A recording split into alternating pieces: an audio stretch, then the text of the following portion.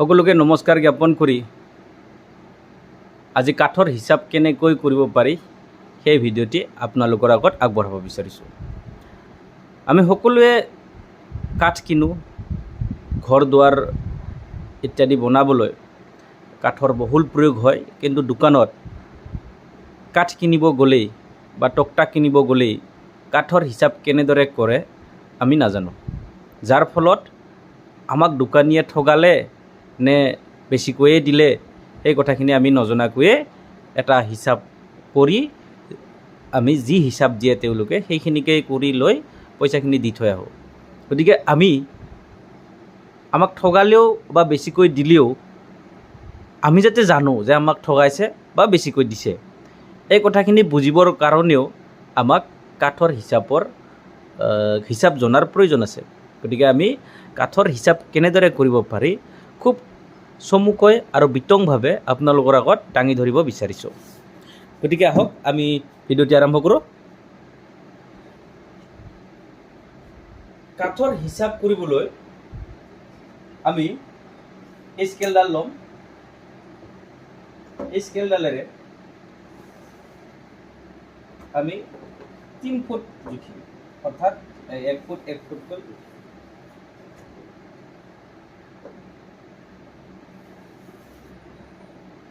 এইফালে 1 ফুট, এইফালে 1 ফুট আৰু এইফালে 1 ফুট হ'লেই আমি সেই ছবিটোক এনেকৈ আঁকিব পাৰোঁ।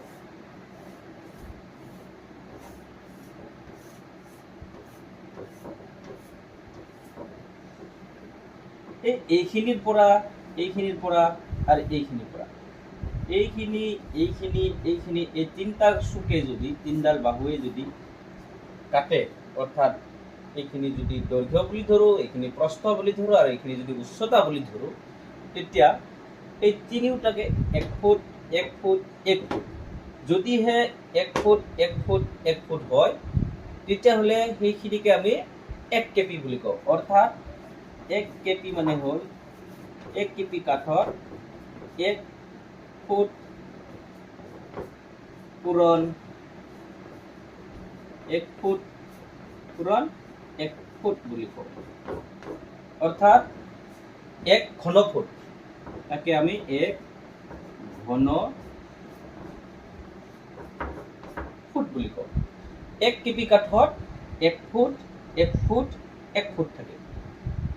আৰু 1 ফুটত আমি জানো যে 1 ফুটত 1ৰ পৰা 12 ইঞ্চি থাকে। অৰ্থাৎ 1 ফুট 1 ফুট 1 ফুটত 1 ঘন ফুট থাকে আৰু এই প্ৰত্যেকটো 1 ফুটত 12 ইঞ্চিকৈ থাকে।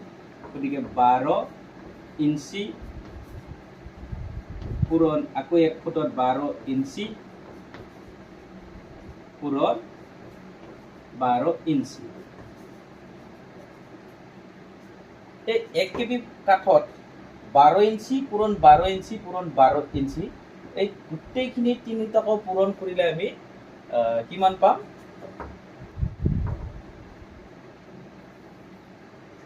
1728 ঘন ইঞ্চি।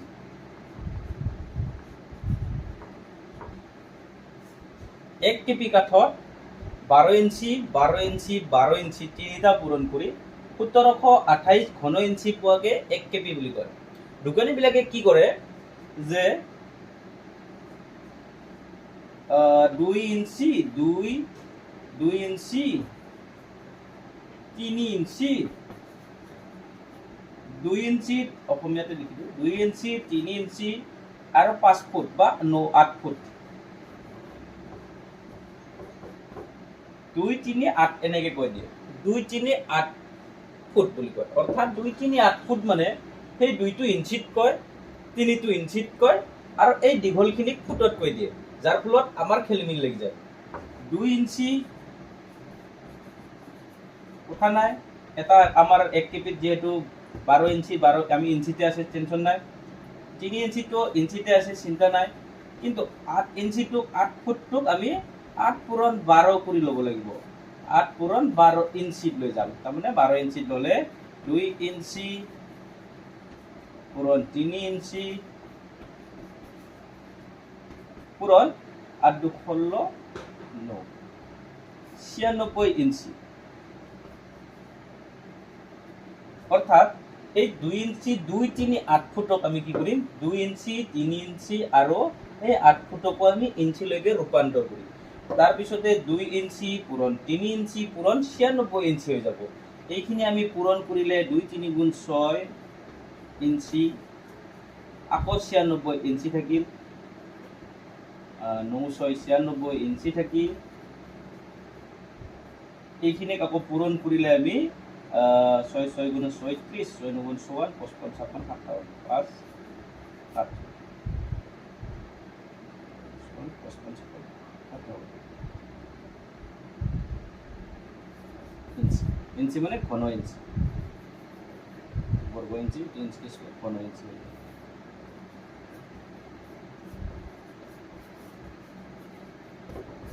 অর্থাৎ আমি বুঝি পালো যে আমি 2, 3, 8 ফুটত 576 ঘন ইঞ্চি আমাৰ হাতত আমি পাইছো। এইখিনি 1 কেপি কাঠ নহয়, 1 কেপি কাঠত থাকিব 1728 ঘন ইঞ্চি আৰু আমাক দিয়া গৈছে 776 ঘন ইঞ্চি কাঠ। গতিকে আমি এইখিনি কথাই বুজি পাব লাগে যে 1 কেপিত আমাৰ 1728 ঘন ইঞ্চি থাকিব। আমি বহুতে এই 2, 3, 8 ফুটতে কনফিউজ লাগি যায় আচলতে এইখিনি মানে কি। গতিকে আজিৰ পৰা যাতে কনফিউজ নকৰে আপোনালোকে চাব যে এতিয়া এই 1 কেপি কাঠত যদি 500 টকা হয় 1728 মানে যদি 700 টকা হয় 700 নিদিওঁ 300 টকা দি দিওঁ, বহুত বেছি দিলে বেছি হৈ যায়। গতিকে আমি এইখিনি টকাতনো কিমান হ'ব 576 কিমান টকা হ'বগৈ 300টো ওপৰত দিব। মোবাইলেৰে কৰিলে 1728 মোবাইলেৰে কৰিব আৰু 576 টকা এইখিনি টকালৈকে ৰূপান্তৰ কৰিব। আমি মোবাইলতে চাম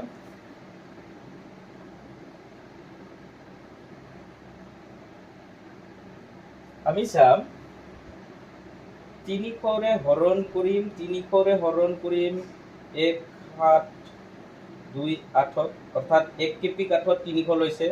গতিকে আমাৰ মূল্যটো আছিলে 576 576। গতিকে কমপ্লিট 100 টকা আমি এই কাঠখিনিৰ মূল্য দিব লাগিব। 2 ইঞ্চি 3 ইঞ্চি 8 ফুট কাঠত আমি সম্পূৰ্ণৰূপে 100 টকা দিব লাগিব। গতিকে আশা কৰোঁ বুজিব পাৰিছে, খুব চমুকৈ বুজাব চেষ্টা কৰিছোঁ। ভিডিঅ'টি ভাল হ'লে আকৌ একবাৰ আপোনালোকে শ্বেয়াৰ কৰিব আৰু ভালকৈ কৰক বুলিও ক'ব, তেতিয়াহ'লে আৰু চমুকৈ আৰু ভাল লগাকৈ ভিডিঅ'টি আৰু কৰিব আৰু উৎসাহিত হ'ম। ধন্যবাদ।